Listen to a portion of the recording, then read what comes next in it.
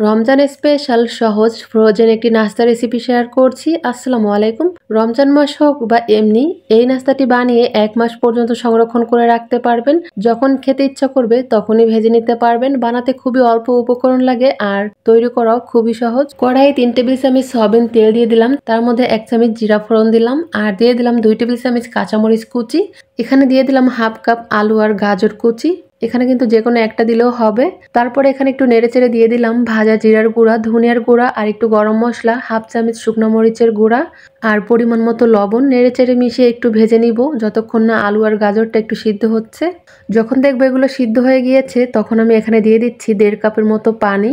পানিতে বলক চলে আসার পরে একটু নেড়েচেড়ে দেখবো এটা ভালো করে সিদ্ধ হয়েছে কিনা। সিদ্ধ হয়ে গেলে এখানে আমি দিয়ে দিচ্ছি হাফ কাপ সুজি।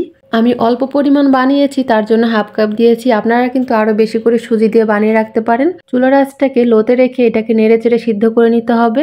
এখানে দিয়ে দিলাম কিছুটা ধনেপাতা কুচি। ধনেপাতাটা দিয়ে ভালো করে নেড়েচেড়ে এটাকে আমি নামিয়ে নিব।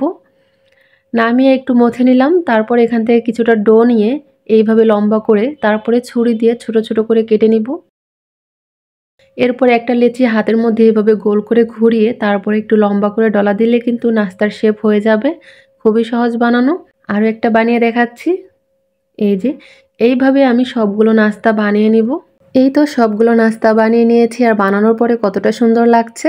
এখন এই নাস্তাগুলোকে ফ্রোজেন করার পালা। যদি অনেকদিন ফ্রোজেন করেন তাহলে কি করবেন, ছড়ানো একটা প্লেটে 10 মিনিটের জন্য ডিপ ফ্রিজে রেখে একটু শক্ত বানিয়ে নেবেন। তারপর এগুলোকে ফ্রোজেন করবেন 1 মাস পর্যন্ত। এখন এগুলোকে আমি ভেজে শেয়ার করছি। পরিমাণ মতো তেল দিয়ে তেলটাকে ভালো করে গরম করে নিয়েছি। তারপরে নাস্তাগুলো দিয়ে দিলাম আর নাস্তাগুলোকে উল্টে পাল্টে ভেজে নিব।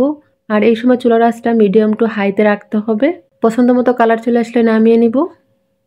সবগুলোকে ভেজে নিয়েছি আর ভাজার পরে কতটা লোভনীয় লাগছে। গরম গরম এই নাস্তাটি সসের সাথে পরিবেশন করুন, খেতে লাগবে দারুণ। সামনে রমজান মাস আসছে, চাইলে এইভাবে বানিয়ে 1 মাস পর্যন্ত সংরক্ষণ করে রাখতে পারেন। আবার সন্ধ্যার নাস্তায়ও রাখতে পারেন। এই খাবারটি খেতে কিন্তু দারুণ লাগে আর এই নাস্তাটা হেলদিও।